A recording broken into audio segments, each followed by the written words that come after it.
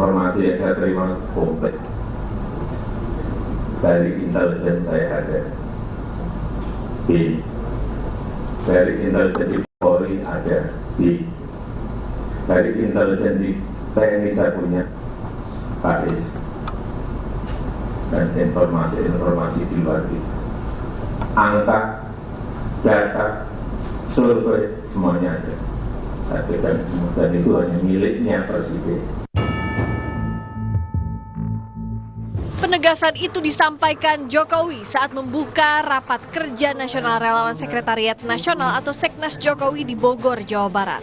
Awalnya, Presiden Joko Widodo menceritakan konteks pentingnya kepemimpinan 2024 nanti agar Indonesia bisa jadi negara maju. Jokowi juga bilang punya informasi lengkap berupa angka, data, dan survei dari laporan intelijen. Soal pernyataan Jokowi yang bilang tahu arah dan data partai politik, Ketua Umum Golkar Erlangga Hartarto bilang semua sudah dipahami berdasarkan data. Ya, semua sudah berdasarkan data, semua sudah paham. Paham gimana nih, Pak? Paham masa depan. Paham masa depan. Oke, siap. Pak Zulhas Selalu bicara masa depan. Pak Zulhas mungkin ada komentar, Pak? Demokrat masa depan bersama kita.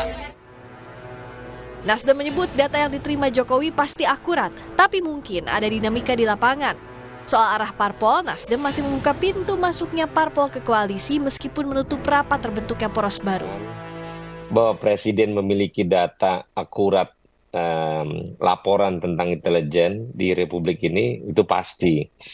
Tapi apa yang dimiliki oleh Bapak Presiden adalah ruang lingkup atas keinginan yang mungkin data intelijen tidak sesuai. Dalam artian, mungkin saja laporannya benar, tapi pelaku daripada partai politik kan beda di lapangan.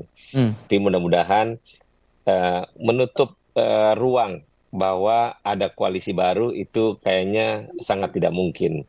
Tapi yang pasti poros pertama adalah Anies Muhaimin ini adalah bagian dari poros pertama untuk mendaftarkan ke KPU nanti. Ini sangat terbuka dan kalau ada yang udah mundur mau masuk lagi, kita welcome aja. Direktur Eksekutif Indikator Politik Indonesia Burhanuddin Muhtadi juga mencermati pernyataan Jokowi sekaligus menjadi kode kemungkinan perubahan antar koalisi semakin kecil. Jangan lupa koalisi yang kita dengar per hari ini yang sejauh ini memunculkan 3 poros, itu kan koalisi pada tingkat keperdataan.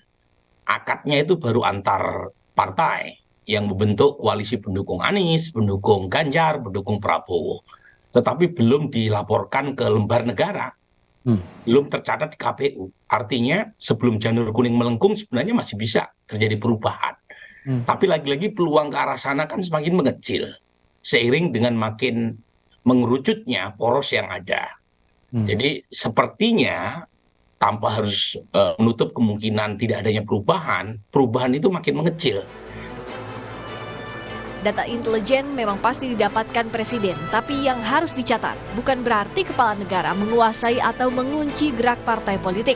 Melainkan Presiden harus lebih fokus terhadap kelancaran penyelenggaraan pemilu yang memang jadi tanggung jawab negara. Tim Liputan, Kompas TV.